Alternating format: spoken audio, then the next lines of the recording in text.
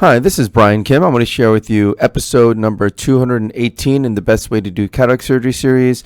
This is a 2+ dense lens as well as a smallish pupil.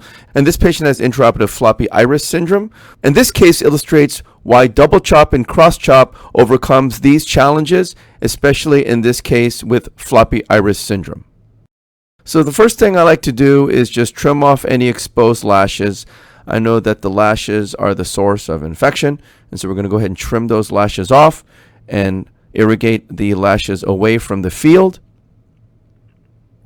And then we put a dollop of betadine also in between and then flush it out. So you can see this pupil's rather small. I'm using a corneal marker which will help me to center and size the rhexis.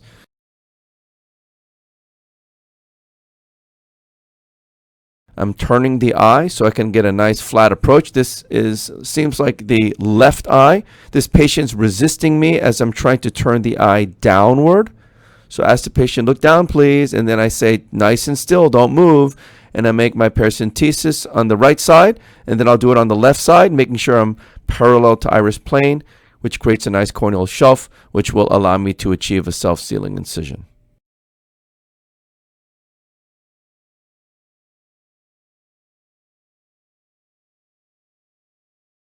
This is intracameral epinephrine. You can see as I'm pulsing the epinephrine, there's the billowing of the iris, but hopefully it stiffens it up in the process.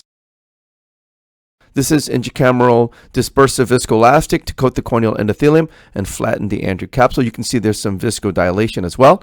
And this is a triplanar corneal incision. I make a vertical groove, place the blade into the deep part of the groove, tunnel, and then using the cannula to control the eye, I enter. The cannula helps me control the length of my incision. And these are my microforceps. I go in sideways with the teeth. I puncture the center, pull down towards me, controlling the tear, grabbing the right side of the tear to create a flap. You can see even the subincisional area, I have no trouble grabbing the flap. My visualization is excellent. I have minimal OVD egress, and I'm able to have excellent control, again, because this is a microforcep. And, you know, the teeth open up rather wide for a case like this, which is really nice. And I'm able to turn the forceps in my hand so I can access the flap more easily. Finish off the rhexis. And this is the capsule fornix hydrodissection technique. I place a cannula under the rhexis edge contra-incisionally, point the tip down, get a nice wave, lift the lens up, decompress the bag, sweeping under the rhexis edge as I push BSS, first on the left side and then the right side, very carefully spinning the lens, trying to loosen up the lens from the capsular bag.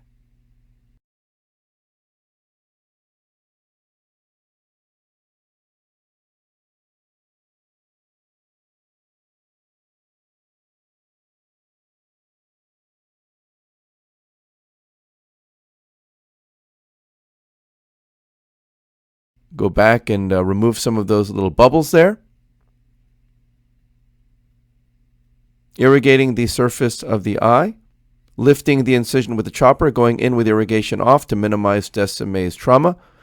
Activating the infusion, bevel down. I remove the surface epinuclear material. I place the chopper under the rhexis edge contra-incisionally, turn the phacotype vertically subincisionally. I fracture the lens completely in half with opposing forces. That is the double chop. I slide the chopper under the right heminucleus, hooking the peripheral lens, pulling it centrally toward the phacotype, which is deep. I'm able to crush and sandwich the lens in half, and that is the cross-chop maneuver. I use some vacuum to lift that first quadrant up, crushing the lens between the instruments, and then carefully emulsifying the lens piece. Sliding the chopper under the second quadrant, loosening it up, and then emulsifying the lens piece.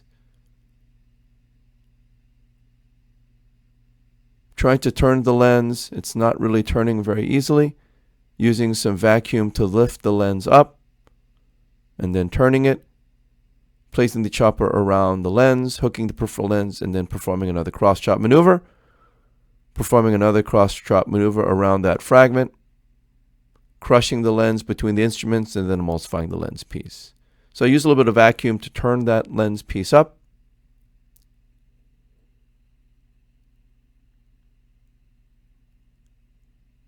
gently sliding and trying to rotate that lens piece up, using some vacuum to lift it up out of the bag, crushing the lens between the instruments, and then emulsifying the lens piece.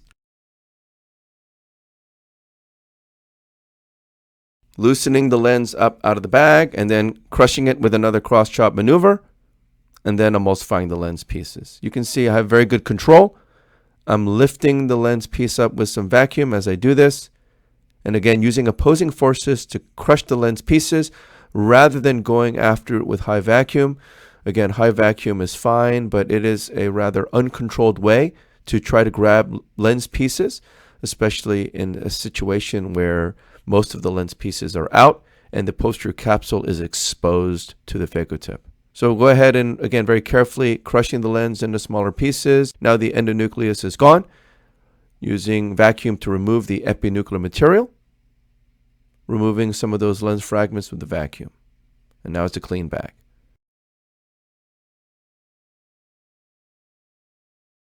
So I take the chopper out, push BSS in, take the phacotip out, and I go in with the INA handpiece to remove the cortical material. I always start subincisional, peeling from anterior to posterior whenever I can. And then peeling on the right side there, and then the entire cortical material just kind of all comes out in one clump. Removing some fine lens material under the pupil edge here. Switch to polish mode. Polishing off some of that remnant material that's subincisional as well as on the posterior capsule. You have to remove that material on the posterior capsule. Why? Because the rest of it is extending into the capsule fornix. If you don't loosen that stuff up, it won't want to come out. Polishing under the rexus edge. And again, even though it's a blind pass, because you're in polish mode, this is a very safe maneuver. I'm going to use BSS to pulse into the subincisional space. And you can see there's a bunch of stuff that starts to come out. Again, I always want to make sure I can see the rexus edge when I do that maneuver. Otherwise, you just be pushing BSS into the iris, which is not good. It can actually cause pigment dispersion when you do that. Go ahead and push some cohesive viscoelastic to fill the bag. And then I'm polishing under the rexus edge with the sweep. First on the left side and then the right side after that. So again, this patient had IFUS, but through using double chop, cross chop mechanical fracturing forces, I'm able to fracture the lens into smaller and smaller pieces.